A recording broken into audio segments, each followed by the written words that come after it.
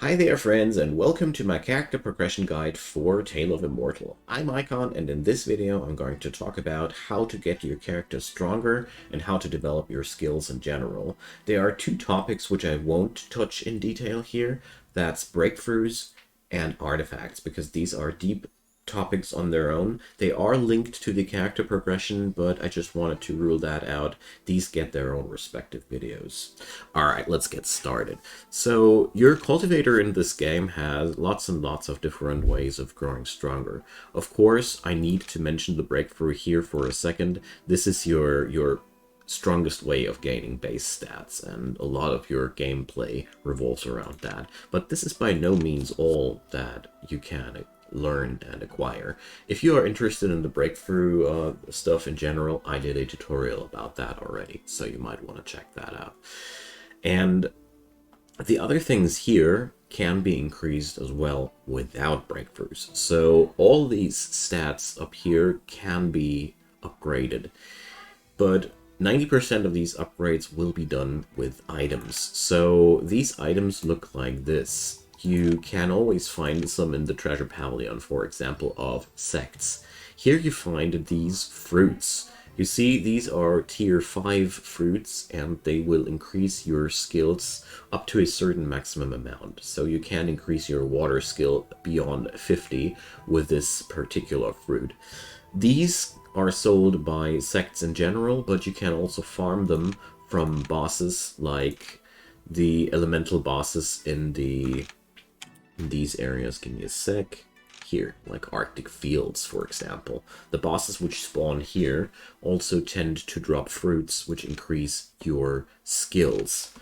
The specialization skills can all be increased by hunting monsters like the treasure fiends and mushroom men and crystal sprites, and all these enemies. They all drop books which increase your specialization skills.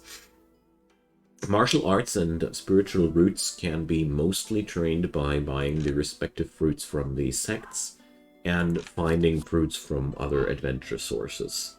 Beyond that, all of your stats can also be positively influenced by adventures, so simply by running around, sometimes you can grow stronger as well. Especially there's some events for vitality and such, and also martial arts and spiritual roots, which can increase your stats as well.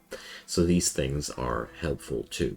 But the most increases of your base stats, or, well, some very vital increases at least, can be done by implementing so-called mind skills. Mind skills are passive boosters for your characters.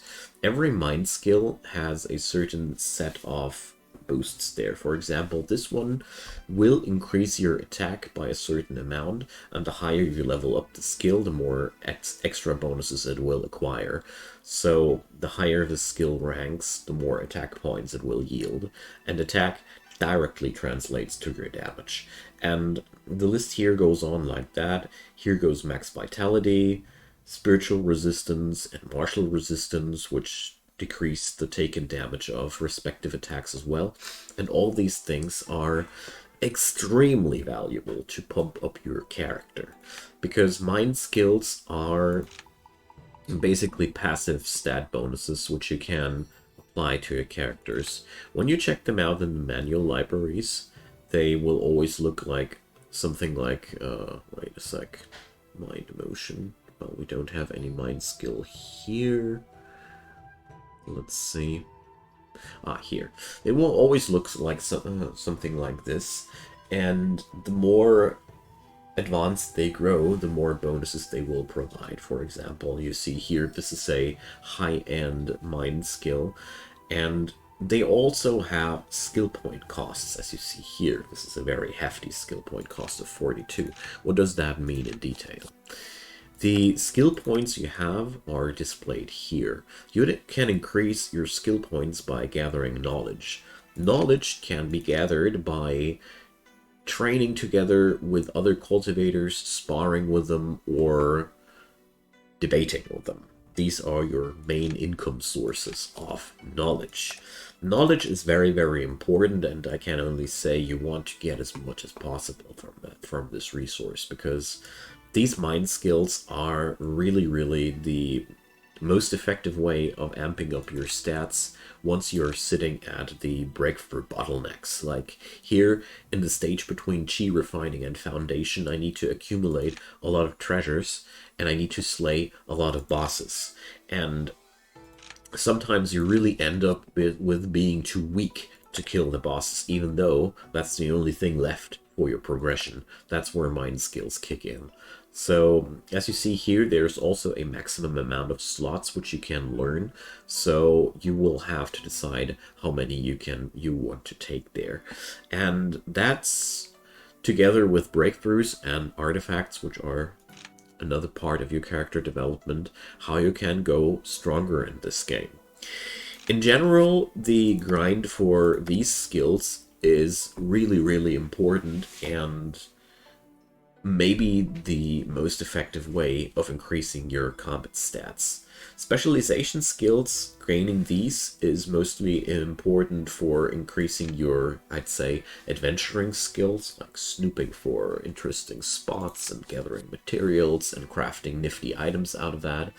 It's also interesting for artifact creation, as we see here, forging is for artifact creation. So these skills are really important, and don't take this side of the character progression too lightly, like hunting these fiends. I personally do love to hunt these monsters once I have reached foundation level, because then most of them are really just a joke. But, well, if you have enough Bagua Jade charges left, or you're willing to just Alt F4 if something bad happens, always try out to kill these bosses if possible with your setup, because the rewards are just that good. Basically, monster hunting, boss hunting, is what makes your character stronger in this game, always. It will take quite a lot of grind to reach the maximum caps of your skills here, but keep in mind, whatever you hunt for monsters will not really make your character stronger. The combat stats and the general stats are what really makes your character stronger. So in that regard, you only have mind skills and adventuring things available. Of course, a short and quick mention I want to put up to these items here.